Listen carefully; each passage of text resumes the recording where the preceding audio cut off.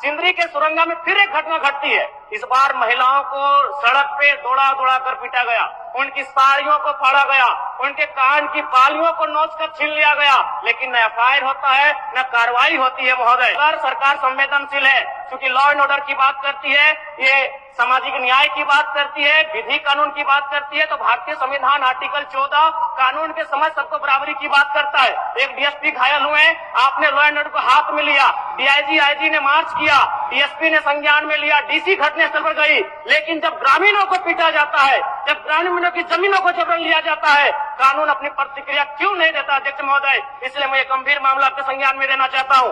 महोदय, बात है कि जिसके पास भूमि नहीं है, सरकार उसे भूमि आवंटित करेगी, लेकिन यहाँ दुर्भाग्य इस राज्य का कि जिनकी भूमि है, सदियों से, हजारों वर्षों से भूमि पर वो जोत-खोल करते हैं, और आज लगता है कि ब्रिटानिया हुकूमत बरकरार है, ईस्ट इंडिया कंपनी का शासन इस राज्य में बरकरार है।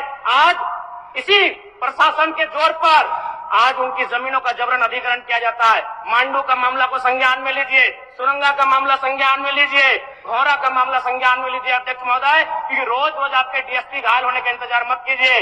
विधि के समक्ष अगर सब बराबर हैं, तो रेतों को भी जान जाती है, रेतों को भी चोट लगता है। इस मामले को संज्ञान में लेंगे। महोदय, मैं आगे कहना चाहूंगा, अभी वरिष्ठ नेता ने कहा लॉ एंड ऑर्डर, मैं मानता हूँ कि लॉ एंड ऑर्डर आपका है, लेकिन कहाँ अध्यक्ष महोदय? गांवों में, खेतों में, खलिहानों में, बालू और कोयला के खदानों में, माफियाओं की जेब में आपका लॉ एंड ऑर्डर है। महोदय, मैं पढ़ के बताना चाहूंगा, ओबी डंपिंग को लेकर भिड़ंत, फायरिंग, बमबाजी, रेती जमीन पर ओबी डंप किए जाने को लेकर पहले भी हो चुका है संघर्ष, चले थे गोली बम, मामला जीनागोड़ा का। देव प्रभा आउटसोर्सिंग के समर्थकों व ग्रामीणों में झड़प, पत्थरबाजी व फायरिंग, तीसरा थानेदार का हाथ टूटा। अचानक बमबाजी व फायरिंग से मची भगदड़, पुलिस की मौजूदगी में एक दूसरे पर पत्थर बरसाते लोग। मैंने कहा लॉ एंड ऑर्डर है अध्यक्ष महोदय, कहाँ? गांवों में, खेतों में, खलिहानों में, कोयला के खदानों में, माफियाओं की जेब में। अध्यक्ष महोदय, मामले को गंभीरता पूर्वक संज्ञान में लीजिए। अध्यक्ष महोदय, आज मैं महामहिम राज्यपाल महोदय के द्वारा प्रस्तुत अभिभाषण पे हो रहे वाद विवाद पर अपनी प्रतिक्रिया देने के लिए आया हूँ।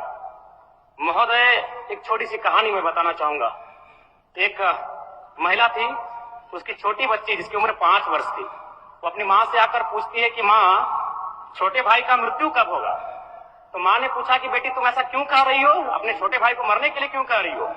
तो छोटी सी गुड़िया ने कहा कि माँ, बड़े भाई की जब मृत्यु हुई थी तो बहुत सारे लोग हमें खाना देने के लिए आए थे, हमारे घर में भोजन नहीं था, हमें कपड़े नहीं था, तो बहुत सारे लोग हमसे मिलने आए थे और हमें खाना देकर गए थे, और मैं चाहती हूँ कि छोटा भाई अगर मर जाएगा तो शायद बहुत सारे लोग आएंगे, हमें भोजन देंगे, हमें खाना देंगे, हमें कपड़े देंगे, क्योंकि हम 4-5 दिनों से भूखे हैं। महोदय, आज यही भाव कोयलांचल के हर एक रैयतों के घर में है कि जब भी हमारी जमीनों का अधिग्रहण होगा, जब कोई कंपनी हमारी जमीन का अधिग्रहण माइंस के लिए करेगी, और जब माफियाओं के द्वारा उन पर लाठीचार्ज होगा, उनके लठेज के माध्यम से उन पर हमला होगा, तो कोयलांचल के रैयत चाहते हैं कि साथ साथ में 2-4 IAS IPS को भी चोट लगे। क्यों लगे?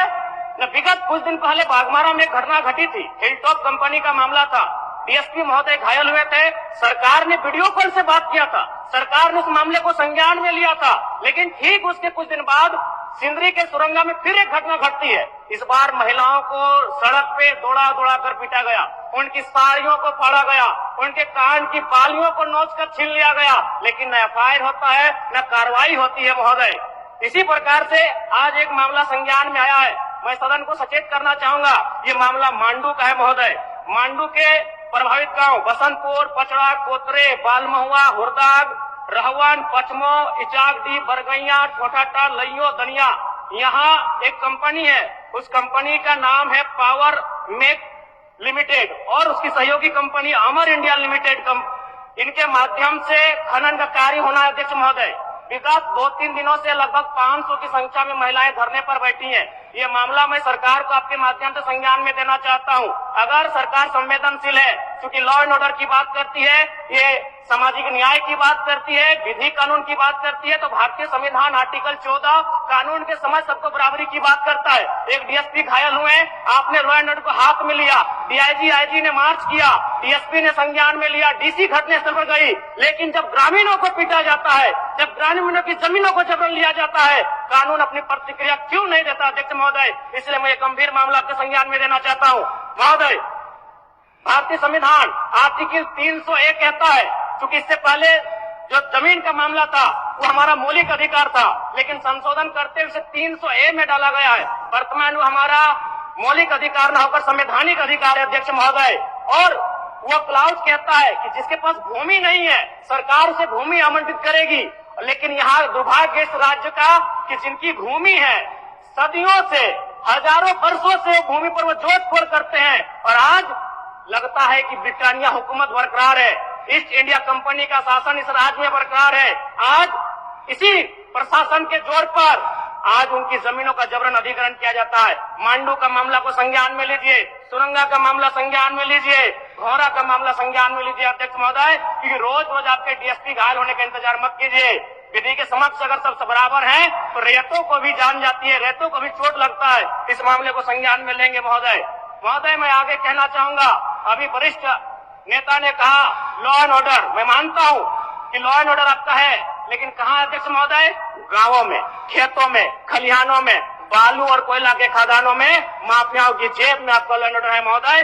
मैं पढ़ के बताना चाहूंगा, ओबी डंपिंग को लेकर भिड़ंत, फायरिंग, बमबाजी, रेती जमीन पर ओबी डंप किए जाने को लेकर पहले भी हो चुका है संघर्ष, चले थे गोली बम, मामला जीनागोड़ा का।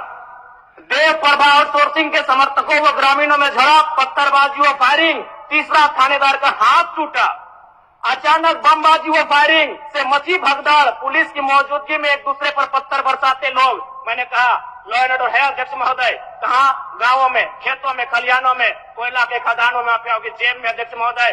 मामले को गंभीरता पूर्वक संज्ञान में लीजिए अध्यक्ष महोदय। फिलहाल मांडू के मैंने जिन गांवों का नाम जिक्र किया है, अभी भी 500 महिलाएं धरने पर बैठी अध्यक्ष महोदय। अगर सरकार इस मामले को गंभीरता पूर्वक नहीं लेती अध्यक्ष महोदय, तो बागमारा और झरिया जैसी घटनाएं मांडू में घटित होने में देर नहीं लगी अध्यक्ष महोदय। इसलिए मैं चाहता हूं कि इस मामले को आप संज्ञान में ले। दूसरी बात अध्यक्ष महोदय, मैं आपके माध्यम से एक अत्यंत गंभीर मामला संज्ञान में देना चाहता हूं। धनबाद जिला तोपचाची प्रखंड अंतर्गत पिपराडी गांव, आजादी के 78 साल बाद भी उस गांव की सड़क मुख्य सड़क से जुड़ नहीं पाई है। उनका मामला आता है अभयारण्य भूमि, सेंचुरी का भूमि का मामला संज्ञान में आता है। अध्यक्ष महोदय, मैं सदन के माध्यम से सरकार से पूछना चाहता हूं कि पारासत पहाड़ में सड़क बन सकता है तो पिपराडी गांव में क्यों नहीं बन सकता है अध्यक्ष महोदय? पारासत पहाड़ में जिन लोगों की सड़क की जरूरत थी अध्यक्ष महोदय, चूंकि वह धनी लोग थे, वो संपन्न लोग थे, इसलिए पारासत के पहाड़ में जो कि सेंचुरी अभयारण्य है सड़क चली गई, लेकिन पिपराडी गांव सड़क नहीं जा पा रही अध्यक्ष महोदय। ये तो तोपचाची प्रखंड का मामला है, इसे संज्ञान में लेंगे।